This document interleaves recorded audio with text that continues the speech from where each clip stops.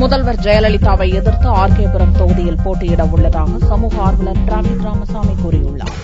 AIADMK MLA Vetrivel ராஜினாமாவை அடுத்து காலியாக உள்ள சென்னை ஆர்கே நகர் தொகுதிக்கு ஜூன் 27ஆம் தேதி இடைத்தேர்தல் அறிவிக்கப்பட்டுள்ளது. கர்நாடக உயர்நீதிமன்றத்தின் தீர்ப்பை அடுத்து முதல்வராக மீண்டும் பொறுப்பேற்றுக் கொண்டுள்ள ஜெயலலிதா இத்தொகுதியில் போட்டியிடுகிறார். இந்த இடைத்தேர்தலில் திமுக போட்டியிடாது என்று அக்கட்சித் தலைவர் கருணாநிதி அறிவித்துள்ளார். மற்ற கட்சிகள் இன்னமும் அதிகாரப்பூர்வமாக அறிவிப்புகளை வெளியிடவில்லை. இந்நிலையில் சமூக ஆர்வலர் டிராபிக் ராமசாமி ஆர்கே நகர் தொகுதியில் போட்டியிடப் போவதாக அறிவித்துள்ளார். திமுக, தமிழக பாரதிய ஜனதா மற்றும் காங்கிரஸ் தலைவர்களை சந்தித்து தனக்கு ஆதரவு அளிக்கும்படி கேட்கப் போவதாக அவர் கூறினார். இன்றைய தினம் நானே வேட்புமனு தாக்கல் செய்வதாக முடிவெடுத்துள்ளேன்.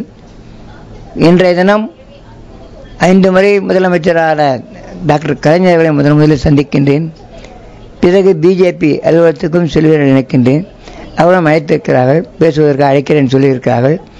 நாளைய தினம் விஜயகாந்த் மற்றும் ராமதாஸ் போன்றவர்களை எல்லாம் சந்திக்க இருக்கின்றேன்.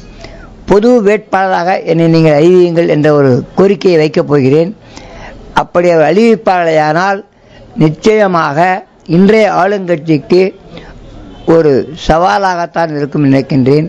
ஜெயலலிதா ராஜினாமாவை தொடர்ந்து ஸ்ரீரங்கம் தொகுதியில் சுயேட்சையாக போட்டியிட்ட ராமசாமி 1167 ஓட்டுகள் மட்டுமே பெற்று டெபாசிட் இழந்தார் என்பது குறிப்பிடத்தக்கது.